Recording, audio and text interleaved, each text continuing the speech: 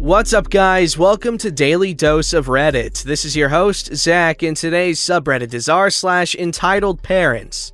Alright, this story's called Homophobic Mom is Entitled to My Charity. Hey, it's me, the Chick-fil-A guy from the other day. I'm gonna be going on a class trip in a few days, so I thought I'd give y'all one more story before I head out. I'll pop a link to the other post in the comments if you want to read. Usual abbreviations apply. There's me. Hey, it's your boy. Guy 1. Guy 2. Entitled Mother. 1, guess who this is.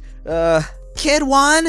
Entitled Mother's son. Kid 2. Entitled Mother's daughter. Anyway, this happened a few weeks back, after I got off the recovery from my surgery and came back to work. I was working a 4 to 9:30 shift on Friday in the dining room, which meant I got a half-hour break since I was working 5.5 hours, which is company policy. So I took my break around 7:15 or so because it was really slow that night, especially for a Friday. There was 4 or 5 tables occupied, but I wasn't the only one in the dining room that night, so I was good to go on break. I ordered my employee meal and got my phone and wallet from the little employee cubbies we have up front and sat down in the back, near the bathrooms. Some people in front of house were cleaning the floors on the other side, near the playground, so I wanted to stay out of their way. As a result, all the other groups of people were on that side as well. I took a free table and just texted for a little while as my food came out. While this was going on, 2 guys, about my age, maybe a little older, walked in and ordered before sitting down a few tables away from me, 1 table away from the entitled mother. I didn't think much of it until I saw the 2 guys walk by me holding hands. Now, if you read my last post, you probably noted the part where I said that I was bi. So seeing those guys go and sit down made me smile. I guess to me it was nice to see that everyone's got someone out there for them, and these guys had found that someone. Anyway, my order came out, and I had skipped lunch that day, so I started devouring that sandwich in parfait. While I was picking one of the tomatoes out of my sandwich, I heard a little bit of an argument break out behind me. Entitled Mother had noticed the boys holding hands and had gone over to their table. I didn't look over, but I kinda tuned into the conversation, mostly because I was curious. Excuse me, can you not hold hands, please? It's making my daughter uncomfortable. And why's that? Because you're both males? You've got a smart daughter, huh? Cue childish internal laughing from me. Pardon me? Lady, Guy 1 and I come in here pretty often and they never have a problem with us. Leave us alone if you don't want to deal with us. Entitled Mother sounded pretty ticked off about that. She started to yell at the 2 guys, who looked pretty uncomfortable. She went on for a minute or 2 about how homosexuality is a sin, and I don't want my children exposed to your disease. I didn't really want this lady to cause a scene, and I'm not really comfortable in a homophobic environment myself. So I stood up, put my name tag back on, and walked over to Guy 1 and Guy 2's table. Is there a problem here? It's none of your business. Actually, you're in my place of employment and you're causing a scene, so it is my business, ma'am. Don't talk back to me! Isn't this supposed to be a Christian restaurant? Why aren't you throwing those 2 out? Because they ordered food and they're our valued guests. Miss, I'm gonna have to ask you to please go back to your seat and stop disturbing these gentlemen. Guys 1 and 2 seemed pretty happy someone had taken their side. Entitled Mother was not, but gave me a scowl and went back to her seat. I smiled at Guy 1 and Guy 2, gave a little pleasure to be of help, nod, and went back and finished my meal right as theirs came out. Some time passed and I was back on the clock. Both Entitled Mother and Guy 1 and Guy 2 were still there.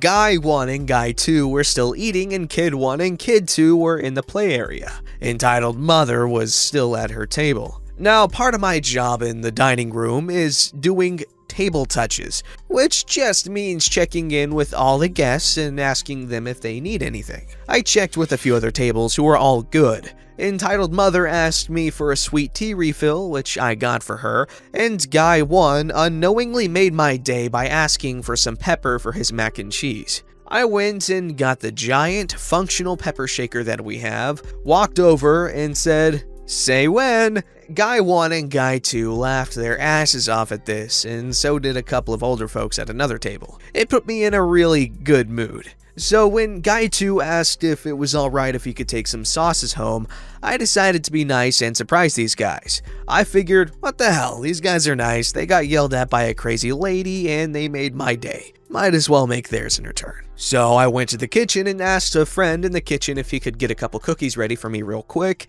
and he did since he wasn't planning to use his employee meal that night anyway. I put the sauces in a paper takeout bag with the cookies and took it out to their table, where we had the obligatory "thanks a lot, man," and "my pleasure" interaction. I walked away after that to wipe tables, but kept an eye on their faces while they opened the bag. I don't know if they know it was me or not, but they looked really happy and it felt good. Guy 1 and Guy 2 left at that point, so I told them to have a good night as I passed by them to clean their table off. They told me good night and went off and hopefully did have a very good night. As I was cleaning the table, Entitled Mother came over to me and tapped my arm. I looked over, finished wiping the table, and stood up. "Do you need any help?" Yes, I'd like you to get me 3 cookies, please. "Oh, sorry ma'am, we can't do transactions here in the dining room. You'll have to either wait in line or place a mobile order." Entitled Mother cut me off before I could finish the word order. Well, you brought cookies to those 2, so why not me? "Those cookies were paid for, ma'am." Then pay for mine the same way. At this point, Kid 1 and Kid 2 come running back from the play area and started begging their mother for dessert. See, are you really gonna say no to my children? "No, ma'am, I'm going to say no to you." At this point, I picked up the bucket of sanitizer wipes I was using. "If you want a cookie, then you can buy them yourself. Is there anything else I can help you with?" Entitled Mother started hollering at me about how I was a disgraceful employee and I should be fired for what poor service I had given her. At this point, I was saved by the most unlikely of heroes. The old dude from earlier who had laughed at the pepper shaker walked by and told the Entitled Mother to, and I quote, "shove a sock in it so far deep that it covers the pole in your ass." He then told me I was doing a good job, got a few napkins, and went back to his seat with his wife. It took everything I had to not start laughing my ass off, but I managed to squeeze out a "thank you, sir" to the older guy and "have a good night, ma'am" to the Entitled Mother before going back to the kitchen and laughing for a solid 30 seconds. That's pretty much the end of the story. Entitled Mother wound up buying a 6-pack of cookies anyway. I made sure the older guy had everything he needed for the rest of the evening, and I felt good about myself for the rest of the night. I feel like I'll be posting a lot of stuff here since I've been working at Chick-fil-A for a while, so I just want to say, most nights you don't see a single Karen and the worst incident will be a messed up order. Chick-fil-A is an amazing job and I'm grateful to have it. So please don't translate these stories as me disliking my work, because overall, I love it. See, I love these stories that paint Chick-fil-A in a positive light because, you know what? Chick-fil-A is an amazing place, okay? They're so kind, and there's those things people say about them which are no longer true because they changed their ways and their donation habits. Chick-fil-A is the best of fast food places. I'm sorry, but that is a fact. And this OP is a cool dude. He's a cool dude. This story's called Entitled Stepmom Uses Doorbell to Page Her Children. This is a story about my entitled stepmom and my brothers. While my mom was involved, she was a minor player. This also took place before cell phones. Here's the cast. There's me, 15 years old at the time. Tigger, middle bro, 13 years old. Rabbit, youngest bro, 9 years old. Mom, married to entitled stepmom and biological parent. The nicknames came from our mom, and according to her, our personalities matched the Winnie the Pooh characters. Mom calls me Eeyore. We live in what's known as a 3-family house. Entitled stepmom and mom owned the house, and we used the first and second floors, but rented out the third. For those that are not aware, a 3-family house is a freestanding house with 3 separate apartments, usually 1 per floor, connected by a main hallway. The first floor was used as a living room, kitchen, dining room, and home offices, while the second floor is where the bedrooms and playrooms are. Since these are considered separate apartments, the doors to each apartment was pretty thick. and it was hard to hear through the door. Also, because cell phones were not a thing yet, if you wanted to get a hold of a child that was on the second floor, you had to yell pretty loudly in the hallway up the stairs. Sometimes my poor entitled stepmom had to actually climb the stairs to get a hold of someone. Sarcasm. Eventually, my entitled stepmother decides that enough is enough and that she is going to install a doorbell on the second floor and put the button on the first floor. That way, if she needs one of us, she can just hit the button. So she goes out, purchases, and installs it. She sits us down and tells us about the bell and what it means when it rings. Also, she assigns each of us a number of rings. Rabbit is 1, Tigger is 2, while I am 3. When the doorbell is rung, we are to pause whatever we are doing, go downstairs, and walk into the living room and ask, "What's up?" We couldn't walk downstairs and ask from the doorway. We had to physically walk into the living room several steps so she could see us from her spot on the couch. That's right, my entitled stepmother installed the doorbell in a spot she could reach without getting off the couch. Now, sometimes we were paged for normal things, like checking our homework or to do the dishes. Other times we were called for dumb things, like filling her wine glass with the boxed wine or getting her a glass of water. Oh, and the water had to be cold, no ice, but you had to let the faucet run for 30 seconds. The problems had started to occur, because as I said, she had installed the button for the doorbell in easy reach of her position on the couch. In fact, she installed it on the side of the coffee table where her knees were, which led to several accidental activations, and Rabbit would run downstairs to see what's going on. He would walk into the living room and ask what's up. Entitled stepmother would be confused since she couldn't hear the doorbell upstairs, and there was no way she accidentally hit the button, since that was impossible. After a month of Rabbit appearing after being accidentally beckoned, he started yelling at entitled stepmother, which would almost always end up with Rabbit losing electronics for the day. This became such a common occurrence that Mom finally stood up to entitled stepmother and asked for the doorbell to be changed to 2 rings for Rabbit, 3 for Tigger, and 4 for me. Unfortunately, entitled stepmother was stuck in her ways and didn't see this as a problem for her to solve. It was our job to know if it was accidental or not, which, again, Rabbit would only know if he went downstairs. Then my mom was asked to switch it, so that I was 1, Tigger was 2, and Rabbit was 3.